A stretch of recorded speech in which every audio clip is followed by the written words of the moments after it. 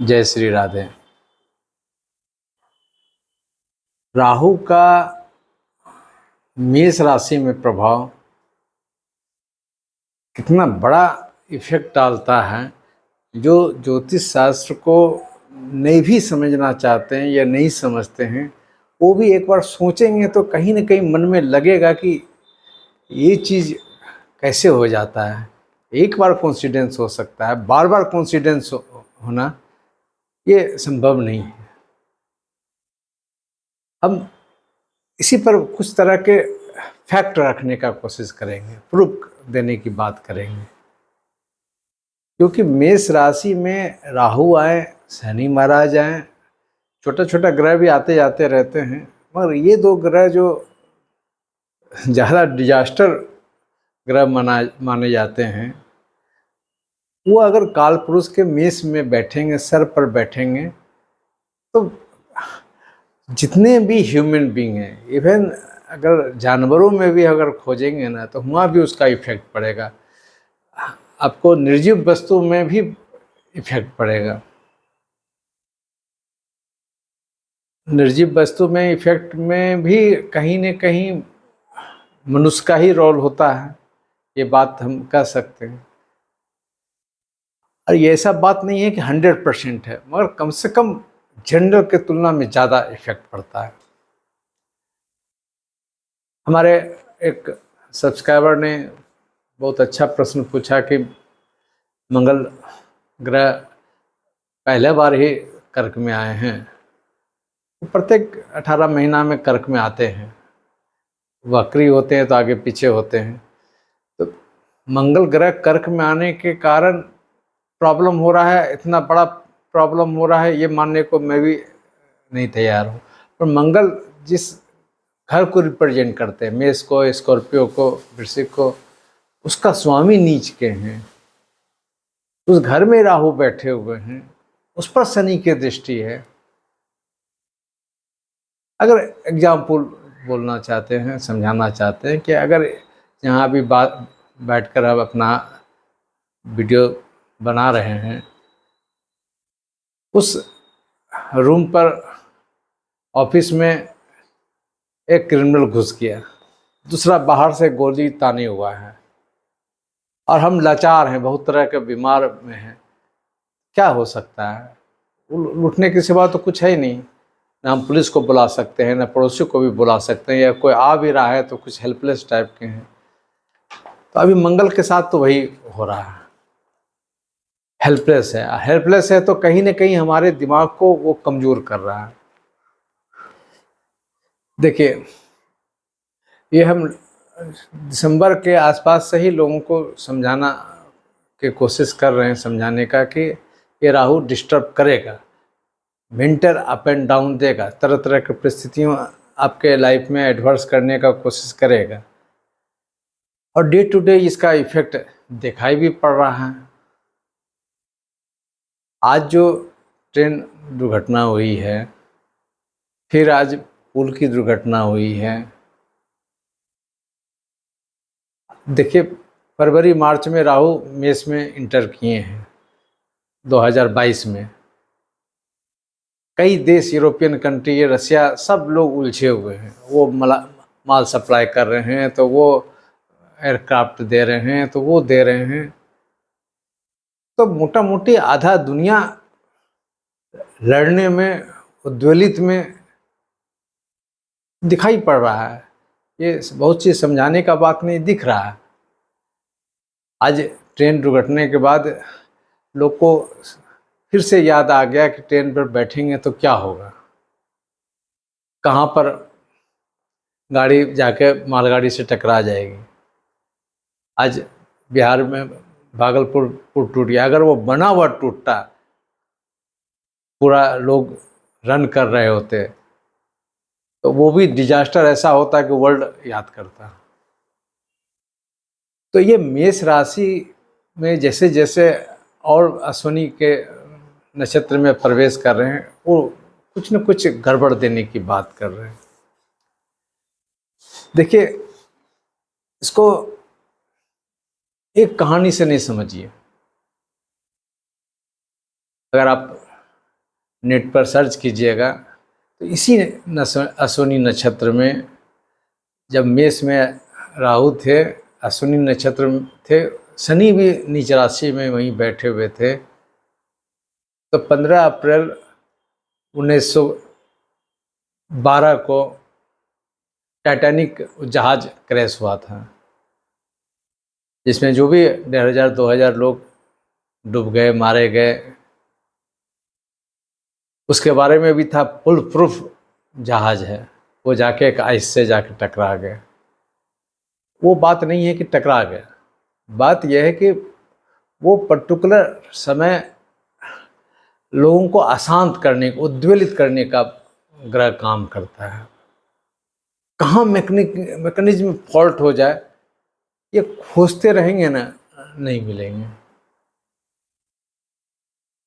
उससे और उस समय भी राहु मेष राशि में अश्विनी नक्षत्र में मूव कर रहे थे।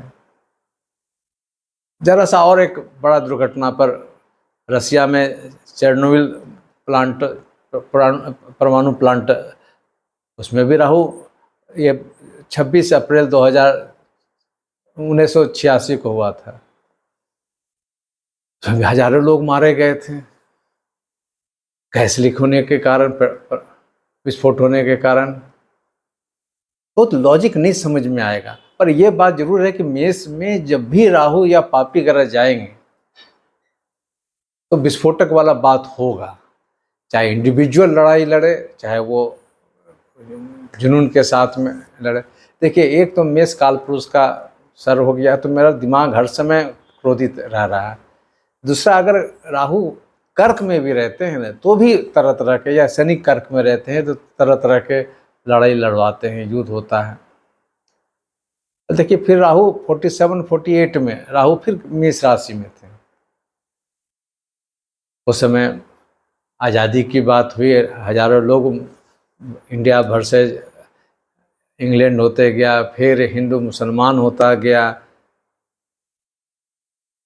तो कहने का तात्पर्य, राहु जब जब आते हैं ना, वो लोगों को एक जुनून पैदा करते हैं। जिनका ग्रह बहुत अच्छा है तो उसमें बाद भी उसको लाभ भी कमा लेते हैं, पर परसेंटेज लोग उसके इफेक्ट में पड़ते हैं। जिसके कुंडली कमज़ोर हैं, जिसका दशा गड़बड़ है। तो एक टाइटैनिक, दूसरा चेरनोबिल प्लांट जो रसिया में ब्लास्ट हुआ, अभी ट्रेन वाले, ये भी वर्ल्ड रिकॉर्ड बात हो गया, कितने लोग डेथ किए। ये राहु के मेष में रहने के कारण, और मेष में भी अश्विनी नक्षत्र। देखिए, अश्विनी, रेवती अश्विनी गंडमूल है, फिर आप आगे बढ़िएगा आश्लेषा मघा गंडमूल है, फिर आगे बढ़िएगा ज्येष्ठा और मूला गंडमूल है। यानी 3 क्षेत्र को जब हम, उसको त्रिकोण माना गया है। त्रिकोण में जो जो कोण वाला जो स्थान है, सेंटर पॉइंट है, उसको हमारे माननीय आदरणीय के.एन. राव साहब भी विद्या भवन में बताते थे कि आप अगर कोण में जन्मे हैं, यानी मूल में जन्मे हैं, आप कोई साधारण नहीं है, बहुत वीआईपी हैं, पर वीआईपी या बहुत बिजी स्थान है, वहाँ पर तो आपको ज़रा सा अपना मन को कंट्रोल करने की बात करना पड़ेगा। तो ये मूला नक्षत्र वाली जो बात है, या गंडमूल वाली बात है, इसमें लोग ज़्यादा उद्वेलित हो जाते हैं। फिर आपको हम एक और एग्जाम्पल देना चाहेंगे कि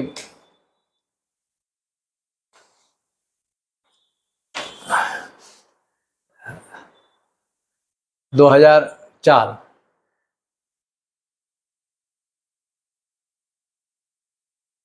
आप दक्षिण का याद कीजिएगा, श्रीलंका सुनामी की बात, उसमें भी हजारों लाख लोग के लाइफ पर खतरा हुआ, कई हजारों लोग डेथ किए, लाखों लोग का अनुमानित कहा जाता है। कितने को इधर से उधर भागना पड़ा। फिर उस समय भी राहु मेष राशि में था। आप देख लीजिएगा, वो आप सर्च कर लीजिए गूगल पर। तो ये एक नेचुरल क्लैमिटी देने की बात करता है। राहु जिस नक्षत्र में जाते हैं, अब देखिए एक और बात, हम ये इस पर ज़्यादा कंसंट्रेट हम तभी किए जब राहु आद्रा में प्रवेश कर रहे थे 2000 में, और आद्रा हमारे चेस्ट वाला पार्ट है। तो एक बहाना मिल गया, कोरोना का नाम आ गया। वो चूँकि इस स्थान पर बैठे, चेस्ट पर बैठे, तो चेस्ट को डैमेज करने की बात कर रहा था, तो बीमारी का नाम में कोरोना आ गया। हम बीमारी पर नहीं जाते, वो पार्ट, जो बॉडी का पार्ट पर जहाँ जहाँ वो राहु भ्रमण करेंगे उस जगह को डैमेज करने की बात करेंगे।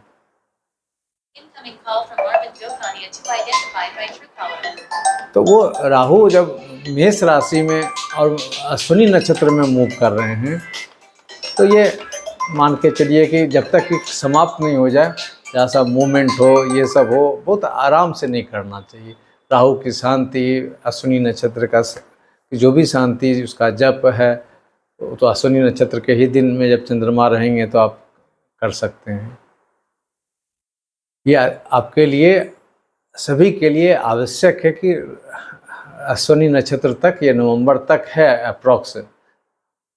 उसके बाद मीन में जाएंगे तो फिर पैरों का अलग अलग प्रॉब्लम होगा। कम से कम ये दिमाग तो मेरा कंट्रोल में रहेगा।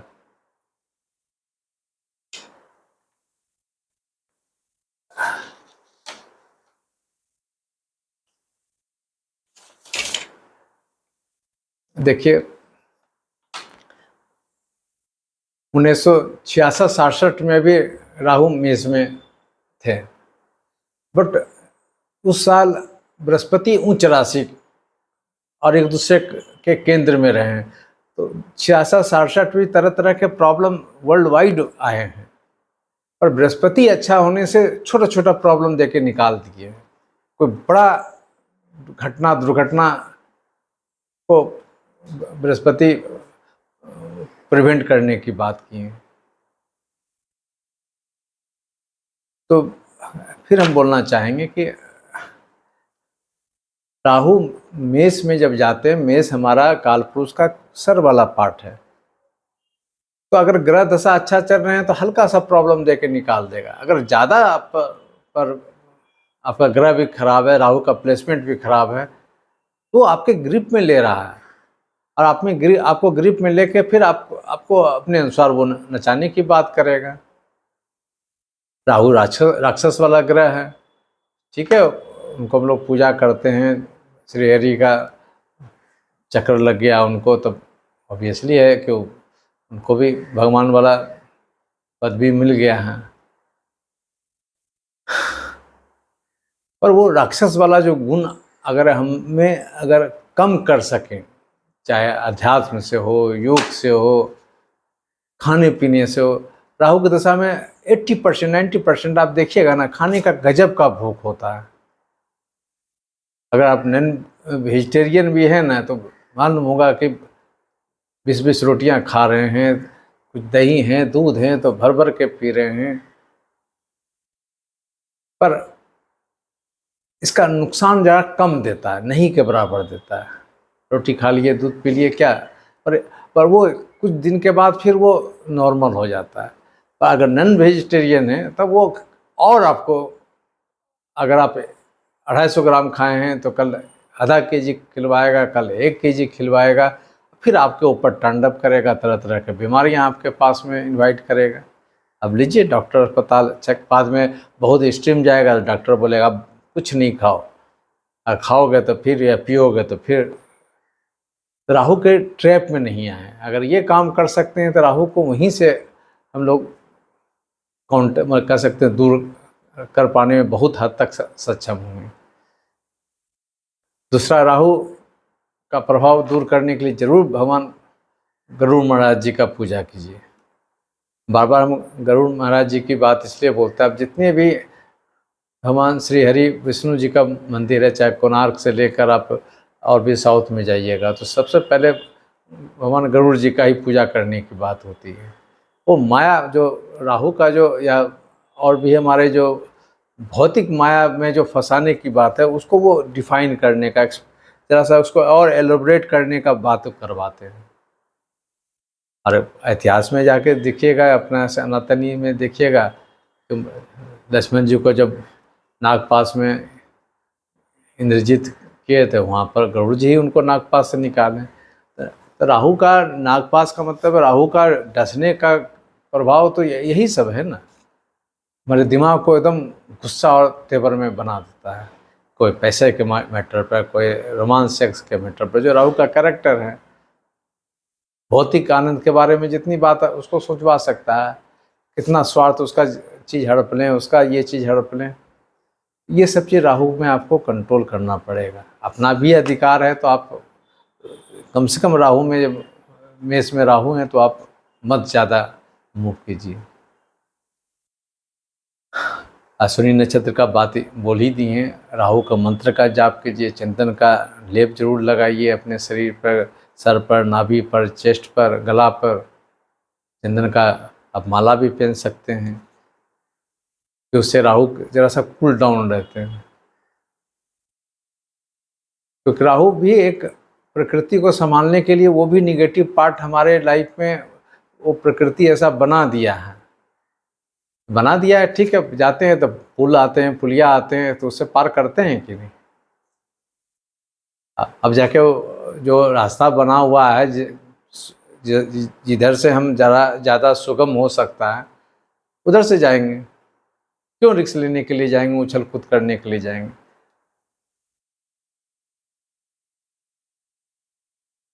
राहु के दशा में जितना सादा खाना खाइएगा, कम खाइएगा, राहु आप पर ज़्यादा नहीं चढ़ने की बात करेगा। नहीं चढ़ने की बात होगा तो आप ज़्यादा लाइफ को एंजॉय कीजिएगा। इसलिए हम दो चार बात जो बोल रहे हैं ना आपको, कि राहु जब मेष में रहेंगे, देखिए कर्क में भी रहेंगे ना, कर्क में भी दिल वाली बात है, वहाँ भी बड़ा बेचैन हो जाते हैं। अगर कर्क में शनि आ जाए, राहु आ जाए, या जिनके कुंडली में अगर राहु फोर्थ में है, कर्क में है, या लगन से अभी फोर्थ में है, अभी अब लगन का बात छोड़ दीजिए, अभी काल पुरुष का ही बात बोलते हैं, कर्क में है, कर्क हॉरोस्कोप में कहीं भी बैठा हो, देखिए आपको 80-90% ऐसे लोगों को रात्रि में नींद नहीं आएगा। नींद आएगा तो तरह तरह के उल्टा पुल्टा सपना देखेंगे। दिमाग से बहुत तेज है भी हैं, मगर दिल से अगर कोई आपको डरा देगा तो आप बच्चा ऐसा हरकत कीजिएगा। फोर्थ स्थान में राहु रहता है तो बहुत लोग भूत प्रेत से उसको डर लगता है, अकेला में सोना मुश्किल होता है, या कभी कभी फील भी करा देता है। तो कालपुरुष का ऐसा बात नहीं है कि सिर्फ थोथी बात है, कालपुरुष का भी बात है कि चौथा में अगर शनि या राहु रहेंगे, आपको दिल से मजबूत नहीं करेगा। बीमारी को छोड़ दीजिए, फीलिंग में आपको बता देता है, फीलिंग में आप ऐसा लगेगा कि समथिंग कुछ मिस कर रहे हैं, और उसी मिसिंग में तो आपको बेचैन कर देगा। ये होना चाहिए, ये होना चाहिए, ये कम हो रहा है, ये कहीं घर से बाहर गया, उसके साथ तो कुछ नहीं हो गया, मेरे बच्चे ठीक नहीं लग रहे हैं, मेरे पति मेरे के साथ प्रॉब्लम हो सकता है, मेरे पत्नी के साथ में ये कुछ हो सकता है, मेरा प्रेमिका के साथ में कुछ बदनामी हो सकता है, वो कोई हमको आरोप लगा सकती है। जितनी डर वाली बात है। चौथा तो जरा सा कर्क वाला है, कल्पना वाला है। मेष वाला तो जरा सा हिम्मत भी बात होती है, वो बोल्ड वाला कैरेक्टर है। तो मेष वाला लड़ता भी है, मार भी खाता है, पर वो फील्ड में फिर वापस हो जाता है। और कर्क वाले में जो है ना, वो उलझा रह जाते हैं। फिर आप एक बार डर जाइएगा, एक बार टेरर में आ जाइएगा, तो फिर आपको हिम्मत नहीं होगा कैसे हम मूव करें। इसलिए कर्क वाले या मेष वाले, हमारा सब साइंस भी बताता है कि ब्लड सर्कुलेशन में ऑक्सीजन है, तो कहीं ना कहीं हमारे दिमाग मस्तिष्क में ब्लड सर्कुलेशन कम जा रहा है। योगा कीजिए, जो भी मेंटल हर्बल है वो सब लीजिए, ये सब भी आपके राहु को मदद करने की बात करेगा। मदद करने का मतलब उसका नेगेटिव प्रभाव को कंट्रोल करने की बात करेगा, वो आपको जल्दी से टच होने नहीं देगा। हम इसलिए बात बोलना चाहते हैं कि अगर ज़्यादा शुगर होता है, देखिए उनको कीड़ा चींटी ये सब उनके बॉडी पर लगने लगता है, उसको उसका गंध आने लगता है कि यहाँ पर हम जाएंगे तो हम मुझे कुछ मिलेगा खाने के लिए। जब अपने शरीर पे उस ढंग का चीज़ आप एंटी राहु रखे हुए हैं तो आपको नहीं जल्दी छूने की कोशिश करेगा। बहुत लोग जो आध्यात्मिक हैं, वो ऐसे लोग हैं, स्पिरिचुअल हैं, तो थोड़ी है उनको राहु नहीं आता है। एक कहानी शास्त्र से ही है, वेद से ही है।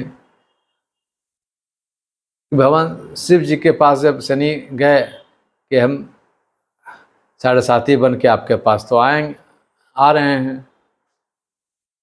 तो बोले अच्छा शनि रुक जाइए। वो चले गए समुद्र में 7.5 साल के लिए। और शनि महाराज जी पानी में नहीं जाने की बात है उनको। फिर निकले तो बोले कि नहीं कुछ कर सके। तो शनि महाराज बोलते हैं भगवान अगर आप 7.5 साल पानी में रह गए यही तो बहुत बड़ी बात है। हम ये एग्जाम्पल इसलिए देना चाहते हैं कि अगर एलोन रह जाइए, आप दूर हो जाइए उसके इफेक्ट से, तो आपको न शनि परेशान करेगा न राहु परेशान करेगा।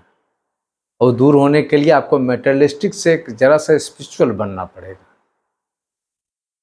जैसा ईगो को कमज़ोर करना पड़ेगा, ईगोलेस होना पड़ेगा। बहुत तरह का प्रॉब्लम आपका सॉल्व होगा। इसलिए बार बार बोलते हैं कि अगर मनुष्य चाहे ना तो अपने बहुत डेस्टिनी को बहुत पॉजिटिव कर सकते हैं। ये बात आप कंपेयर जो डेट बता रहे हैं वो सब कंपेयर कर लीजिएगा कि राहु मेष में था या नहीं। जो बड़े बड़े घटनाएं वर्ल्ड में हुई है और बहुत घटना हुई है, पर ये जो अभी स्पेशली राहु के बारे में बता रहे हैं कि अश्विनी नक्षत्र हो, मेष राशि हो। जय श्री राधे।